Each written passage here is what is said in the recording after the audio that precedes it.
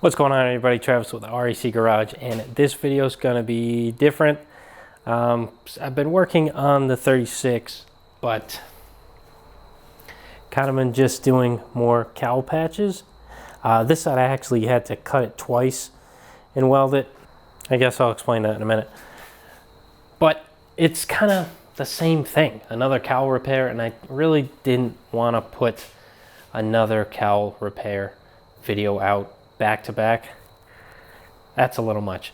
So been working on that the past couple days, and it comes to Wednesday night and I'm like, oh shit, I got nothing for a video.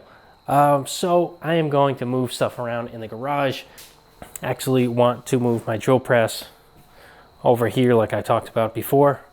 I'm gonna move it right next to the Pullmax in this little corner here, because we are getting a new tool in here soon.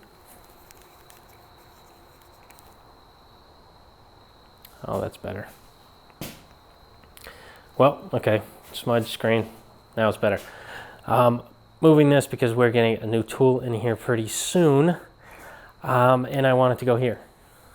So this needs to move because I really don't use this that much, and I don't want to get rid of it, but it's the first thing that it's out the door.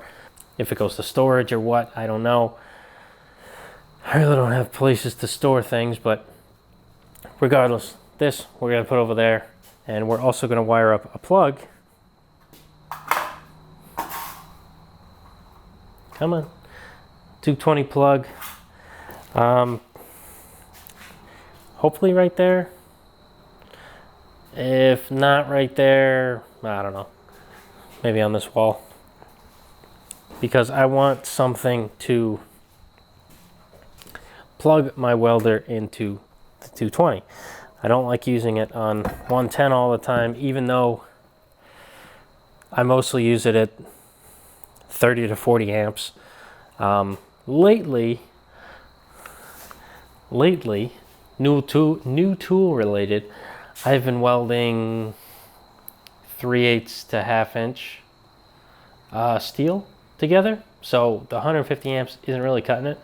I've been tacking it together, but like I said, it's not quite cutting it. I can't really see the discoloration on the other side of the piece. That means it's not great penetration, and I want some good penetration here, so I gotta wire up a plug. And who knows, if I put the plug on this wall, I might put the tool here. I'm not sure yet.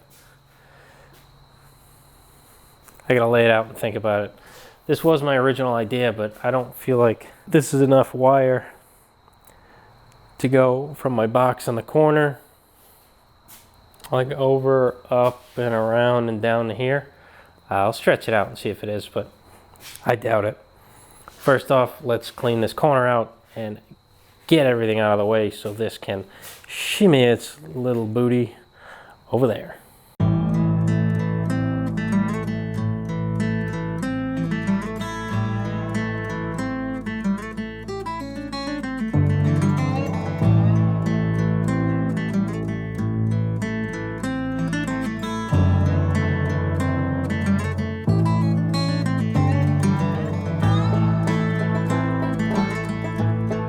Alright, so now that that area is clean, I gotta take this giant vise off of here, and I'll take my jack stands, everything off, maybe give it a quick sweep before I move it, and then start the painful process of shuffling this thing across the floor. Get it over there. Yeah, don't forget. So, I guess we'll just start going for it. Yeah, I'll just wipe it on the floor, you know.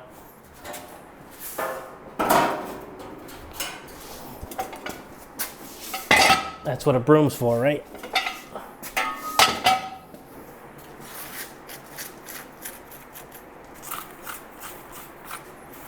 Should clean this every time I use it, but you know, I'm lazy.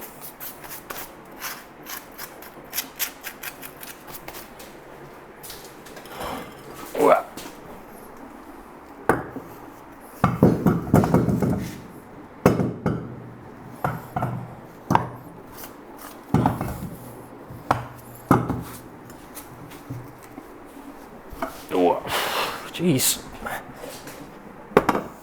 You don't mess around when they make those vices.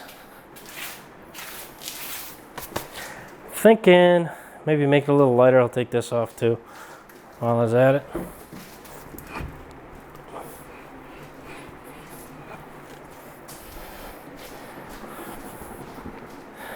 Anything to help me out.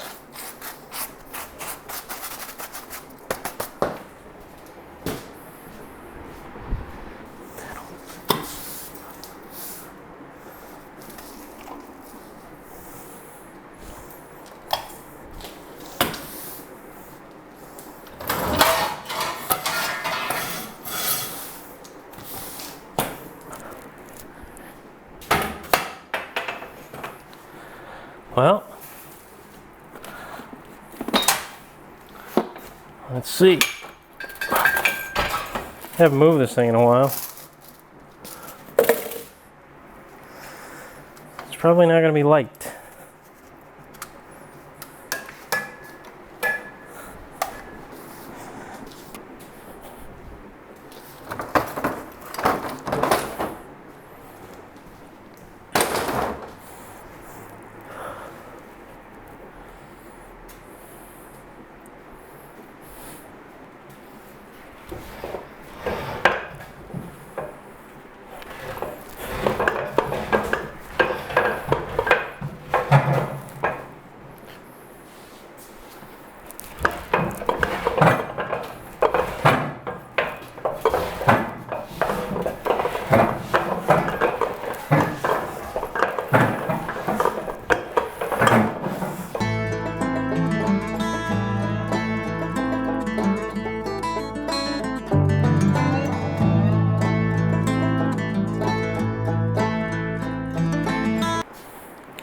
All right, now that I'm thoroughly out of breath, there is my Camelback drill press next to the Pullmax. And it does impede a little bit on the throat, but only back, I don't know, 8-10 inches. I have yet to have anything that big, and if I do, you saw me just move it, so I'll be able to turn it to the side, run my piece through if I ever do something that big. And if I do something that big, I think in its current state right now, I'm going to hit the wall. So I really don't have much use anyway. So hopefully that doesn't come to that, because then I'm going to have to shimmy the whole machine over, out, it'll be a mess. So here's a nice open space. Isn't it beautiful? So let me sweep up a little bit, clean the shop a tad, rearrange a bit, and then we're going to start figuring out this plug and where I want to put it.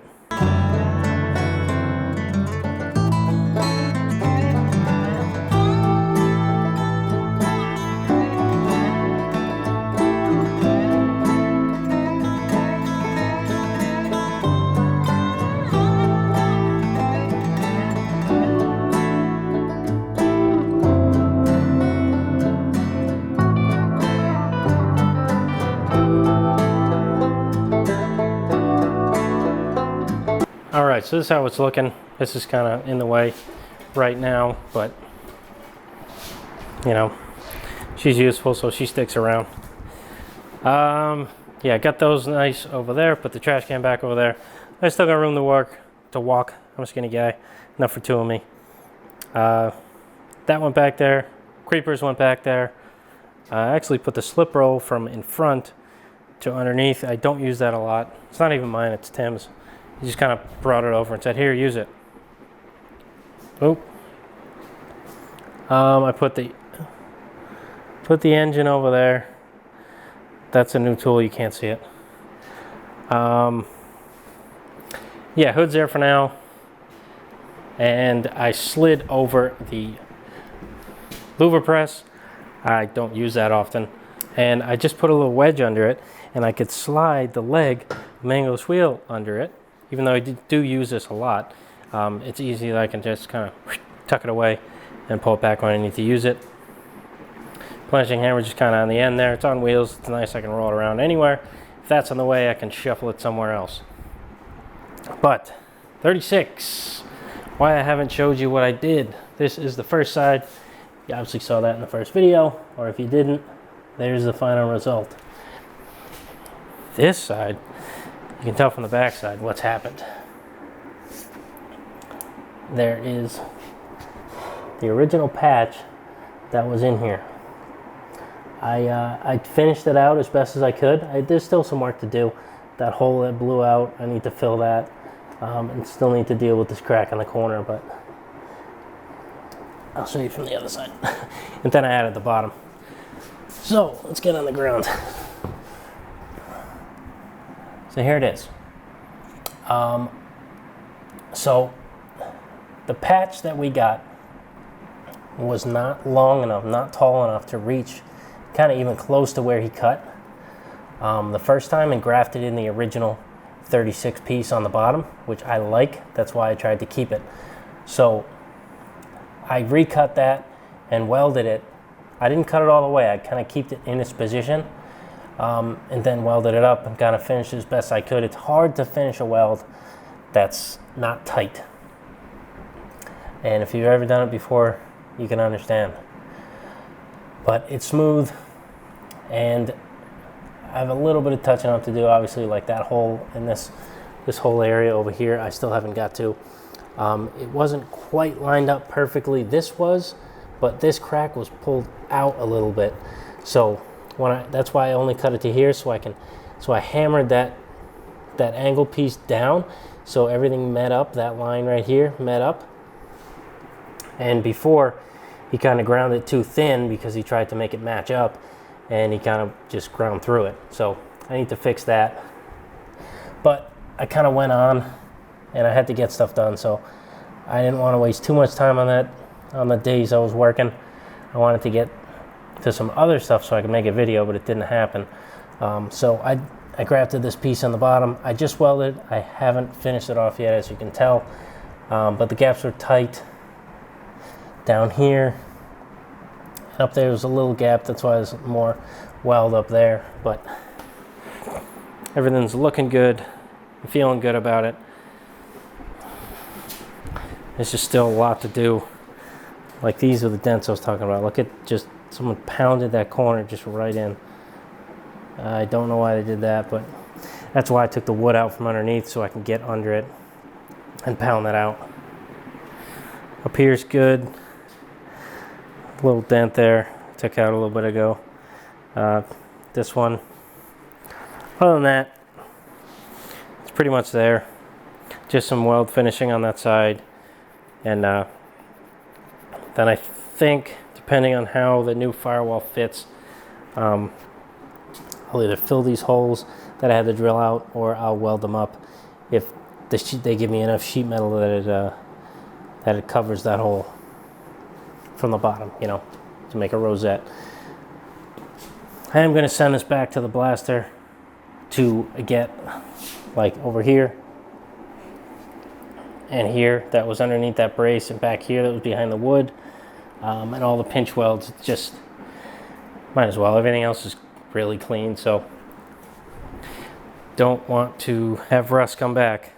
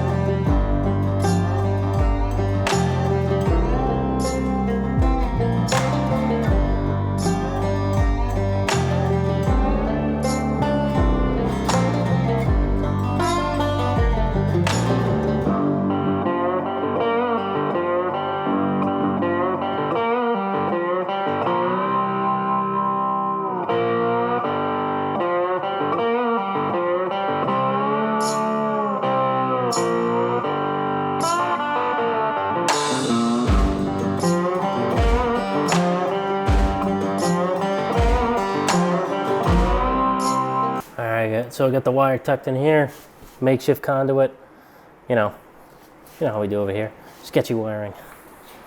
You saw me, I wired up to the plug to the lead I cut off like a dumbass. So, got it on there now on the good side. Let's see if anything blows up or catches fire. 1, 2, 3. All right, no sounds. That's a plus. So I guess the logical thing would be first, test if the welder works. So,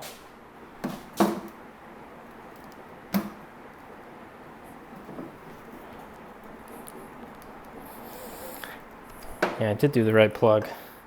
Wouldn't that be funny if I did the wrong plug? I guess it wouldn't be funny for me.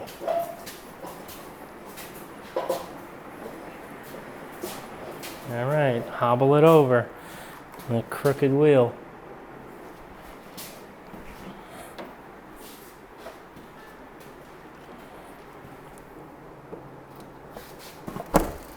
All right, no weird sounds there.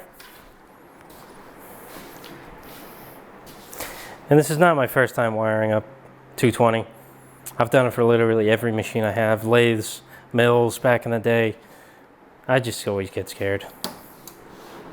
Hey, look at that. Oh, and it's 200 amps, baby. That's what I like to see. Okay. There it is.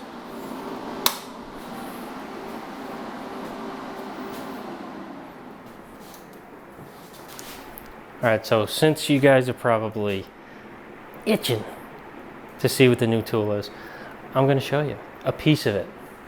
Maybe you guys can guess down in the comments what it is. That'd be kind of fun. Fun little game.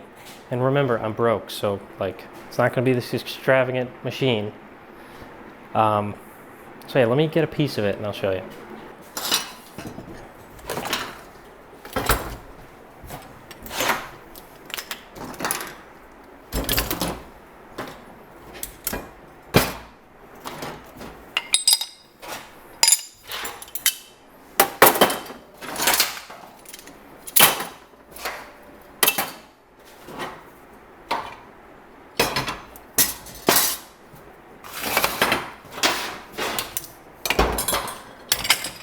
Okay, guys ready? Ready for it?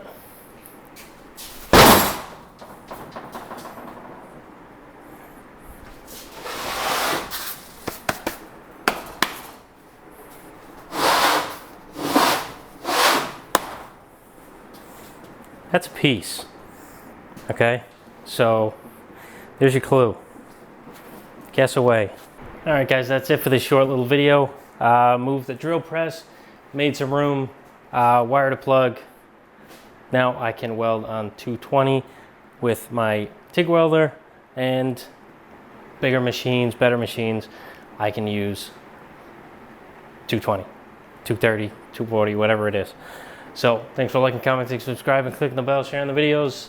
You guys know what to do. I'll see you in the next one.